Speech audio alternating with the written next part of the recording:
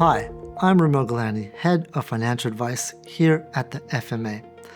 The FMA has just released our latest Financial Conduct Report, known as the FCR. It highlights insights from our regulatory activity over the past year and the areas we'll be focusing on over the next 12 months. The purpose of this report is to be open and transparent about the key risks and opportunities on the FMA's radar and how we plan to tackle them. It also provides clarity for the sectors we regulate and what they can expect from us over the coming year. Financial advice businesses play an important role by helping New Zealanders grow their retirement savings and investments, access mortgages, protect their income and assets, and overall improve their financial well-being. Advisors also support consumers to understand risk, choose appropriate products, and diversify their investments. We know that good quality financial advice can have a positive impact on consumer outcomes, which is why our focus this year is on strengthening the areas that matter most for trust, access, and quality. The financial advice sector operates under a range of remuneration structures, and our focus will be on how conflicts of interest are managed.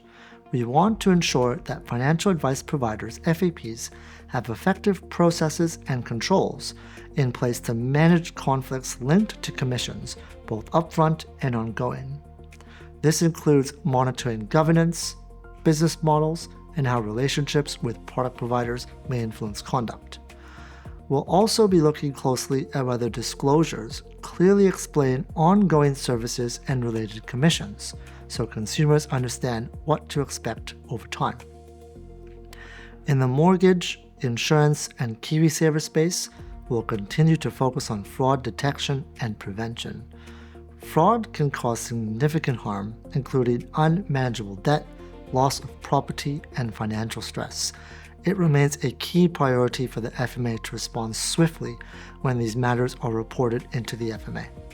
Over the next 12 months, we'll also support FAPs to strengthen controls to detect and respond to fraud and continue sharing insights, including red flags, to help financial advice providers identify risks of fraud earlier.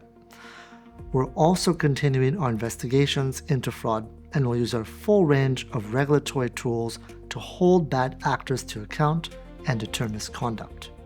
Next, we're looking at how consumer complaints data is used across the sector.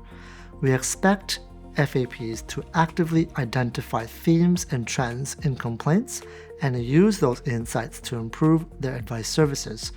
While complaints are often a lag indicator, they remain a critical source of insight into where things are going wrong.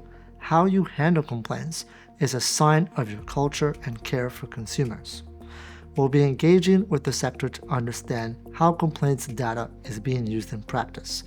Our monitoring shows there are still gaps in how complaints are identified, recorded, and used to drive improvements. And finally, we're focusing on digitisation and innovation in financial advice, including the use of AI.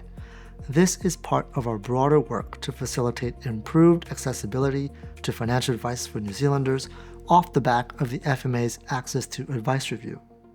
We'll support the development of digital and hybrid advice models by engaging with the sector to better understand how technology can be used to reach underserved consumers while maintaining strong governance and consumer protection. We'll also carry out a thematic review into the use of AI in financial advice to understand current practices, risks, and safeguards. These are the 5 key questions we're asking boards, CEOs, and those who own and run small and medium-sized financial advice businesses. How are you managing conflicts from remuneration structures?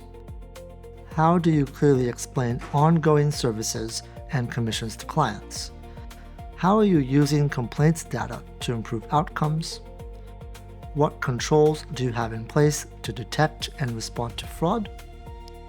And how are you approaching innovation, including AI, while maintaining strong governance and consumer protection? We'll be using the FCR in our engagements with you over the coming months. We welcome your feedback on how we can make future editions more useful. Thanks for listening. You can find out more about the Financial Conduct Report on our website.